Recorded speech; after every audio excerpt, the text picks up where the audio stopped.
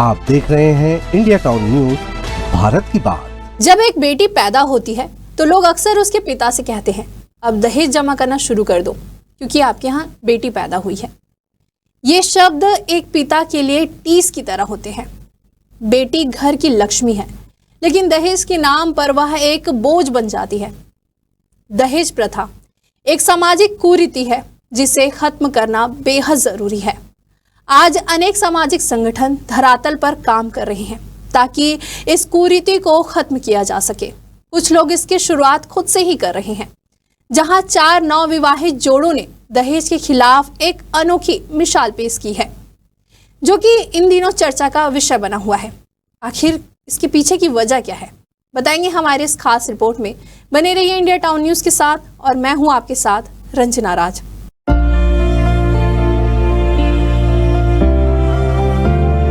रामपाल जी महाराज से हमें प्रेरणा मिली है कि हमें दहेज मुक्त, जैसे ना बेटियों से दहेज लेना है ना देना है।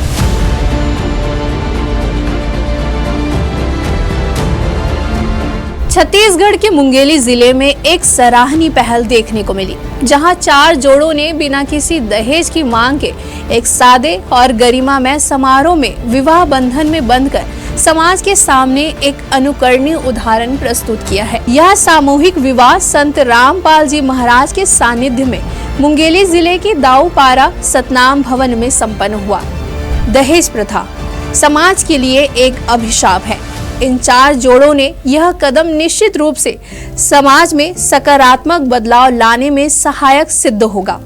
उन्होंने न केवल रूढ़िवादी परंपराओं को चुनौती दी है, बल्कि यह संदेश दिया है कि विवाह जैसे पवित्र बंधन में बंधने के लिए आपसी प्रेम, सम्मान और समझ ही सर्वोपरि है, न कि धन या भौतिक वस्तुएं।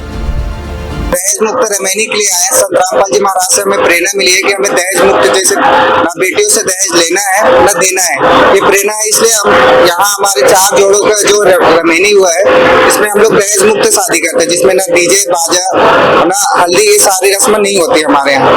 दहेज भी नहीं लिए आप लोग? नहीं लिए। कितना आर्थिक प्रभाव पड़ता है इससे? क्या है ना, जो बाकी जो बहन बेटी हो जो दहेज के लिए अगर किसी बेटी को निकाल लेते, दर्जी हत्या होता है, वो सब चीजों से परहेज होता है। इससे कैसा लग रहा है? सादा सिंपल विवाह है, लोग आज के देख बड़ा विवाह करते हैं, आप सादा सिंपल विवाह किए, कैसा लग रहा है? मुझे बहुत खुशी हुई कि मेरे घर में भी, हम लोग भी गरीब परिवार से, तो हम लोग को क्या इतना डीजे से जो देखते हैं, लोगों को जो आडंबर है उसको देख के हम लोग के घर में उतना आर्थिक स्थिति नहीं है कि हम लोग ऐसा आडंबर कर सके। और हमें संत रामपाल जी के प्रेरणा से हमें इस चीजों से छुटकारा मिला है। यह दहेज मुक्त सामूहिक विवाह मुंगेली जिले के एक महत्वपूर्ण और प्रेरणादायक घटना है, जो निश्चित रूप से समाज में सकारात्मक संदेश देगी।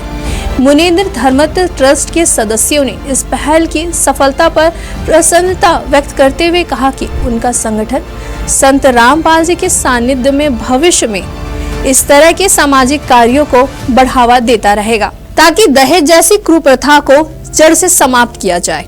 आज मुंगेली जिले में 4 जोड़ों का दहेज मुक्त विवाह संत रामपाल जी महाराज जी के सानिध्य में कराया गया है। जो दहेज जैसी कुप्रथा है और जो व्यर्थ का दिखावा पाखंडवाद है, उनका समूल नाश करने का बीड़ा संत रामपाल जी महाराज ने उठाया है और उन्हीं के सानिध्य में आज ये विवाह संपन्न हुआ है। समाज को ये संदेश है कि बगैर किसी खर्च के, बगैर किसी दिखावे के, बगैर दहेज के किस प्रकार से 17 मिनट में ही 4 जोड़ों का दहेज मुक्त विवाह संपन्न किया जा सकता है। इस अवसर पर उपस्थित लोगों ने नवविवाहित जोड़ों को उनके इस साहसिक निर्णय के लिए बधाई दी और उनके सुखी वैवाहिक जीवन की कामना भी की। उन्होंने इस बात पर जोर दिया कि समाज के अन्य वर्गों को भी इन जोड़ों से प्रेरणा लेनी चाहिए और दहेज मुक्त विवाह को बढ़ावा देना चाहिए। दहेज मुक्त विवाह किया, कैसे लग रहा है आपको? क्या कुछ संदेश देना चाहेंगे? ये बहुत बढ़िया संदेश है मेरे संत रामपाल जी महाराज की दया से। और आज जो लाखों रुपए खर्च करके लोग अपने बच्चियों का मतलब विवाह करते हैं, संत रामपाल जी महाराज हमारे सत्संग के माध्यम से बताते हैं, ये दहेज मुक्त विवाह करने के लिए प्रेरित करते हैं। और वैसे ही आज मैंने भी अपनी पुत्री का दहेज मुक्त विवाह करके बहुत प्रसन्न हूँ और महाराज जी का मैं बहुत बहुत धन्यवाद करना चाहूँगा और सारे समाज से भी यही प्रार्थना करना चाहूँगा कि अपने बच्चों का ऐसे ही दहेज मुक्त विवाह करें और स्वयं सुखी रहें और समाज भी सुखी रहेगा। मुक्त विवाह उसी तरीका से किया, दहेज मुक्त। और मैं सभी समाज से प्रार्थना करता हूँ कि जगत और भगत अपने बेटी का विवाह इसी तरीके से करें और कोई डीजे में खर्च ना करे, अपने परिवार का पालन पोषण और अच्छा से काम करें, सब अपने घर को अच्छा से बनाए, बाइक लें, इसी प्रकार मैं सबसे कामना करता हूँ। शादी में ले रहे हैं दहेज तो हो जाइए सावधान। हम आपको बताएंगे कि दहेज प्रथा को रोकने के लिए क्या कहता है कानून। दहेज निषेध अधिनियम 1961 को दहेज प्रथा को रोकने और खत्म करने के लिए लाया गया। इसके तहत 2 सेक्शन हैं, जिनमें सेक्शन 3 और सेक्शन 4 आते हैं। इनमें सेक्शन 3 के अंतर्गत दहेज लेने या देना दोनों ही अपराध माना जाता है। ऐसा करने पर अपराधी को 15,000 रुपए के जुर्माने के साथ 5 साल की सजा सुनाई जा सकती है। जबकि सेक्शन 4 कहता है कि दहेज की मांग करने पर 6 महीने से 2 साल तक की सजा हो सकती है। यहाँ तक कि आपको लाखों रुपए का जुर्माना भी भरना पड़ेगा। वहीं डोमेस्टिक वायलेंस एक्ट के तहत महिलाएं दहेज के खिलाफ अपनी आवाज उठा सकती है। इसके तहत किसी भी तरह के प्रताड़ना होने पर या कानून की मदद ले सकती है। यदि किसी लड़की के विवाह के 7 साल के भीतर ही असामान्य परिस्थितियों में मौत होती है तो यह साबित कर दिया जाता है कि मौत से पहले उसे दहेज के लिए प्रताड़ित किया जाता था। तो भारतीय दंड संहिता की धारा 304B के अंतर्गत लड़की के पति और रिश्तेदारों को कम से कम 7 वर्ष से लेकर आजीवन कारावास की सजा हो सकती है।